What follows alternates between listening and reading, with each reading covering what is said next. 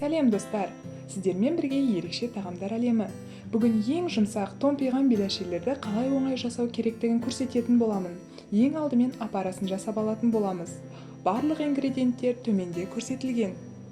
Апараны дайындау үшін бізге қажеті жылы су, дұрыш және шекер. Жақсылап араластырып қақпағын жауып 5-10 минутқа тыныштыққа қоямыз. Мінекей осындай шапка пайда болуы қажет. Енді қамырымызды жасауға кірісейік.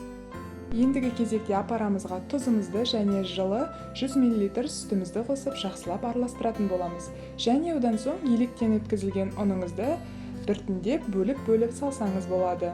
Әдеттегідей ең алдымен қасықпен, содан соң қол күшімен араластырып, қамырымызды жұп-жұмсақ қылып елейтін боламыз. Ұнымыздың мөлшері көбейіп кетсе, қамырымыз қатайып кетеді. Соған өте мән беріңіз. Ең соңында сұйық маймен сылап, жақсылап илеп шығамыз да 1 сағатқа тыныштыққа қойып, көтерілгенше жауып қоямыз.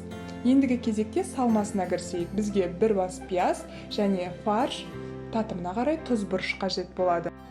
Пиязымыз қатты ұсақталып, туралған болуы керек. Сәл ғана тұз қосып, қол күшімен шырынын шығарып аламыз. Сол кезде біздің салмамыз сочный болып шығады. Енді фаршымыздың үстіне салып, татымына қарай тұз бұрышымызды салып, жақсылап араластырамыз. Мінекей, салмамыз сол кезде дайын болады. Салма құрғақ болмау үшін 20 мл су қосып жіберсеңіз болады.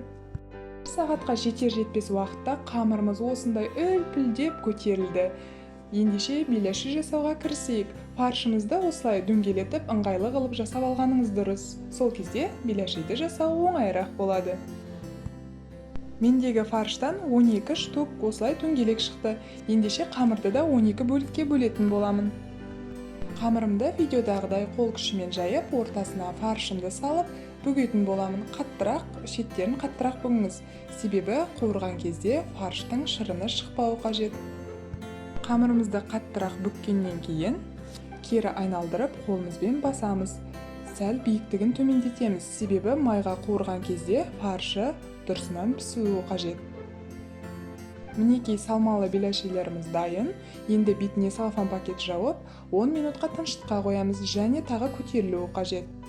Минут өткеннен кейін табамызға майымызды құйып, жақсылап қыздырып аламыз. Содан соң отты бәсеңдетеміз. Сол кезде бізде салмасы жақсы пісетін болады. Осылайша беләшелерді салып шығамыз ішіне, келесі бетіне аударып, екі жағын қызарғанша пісіріп аламыз.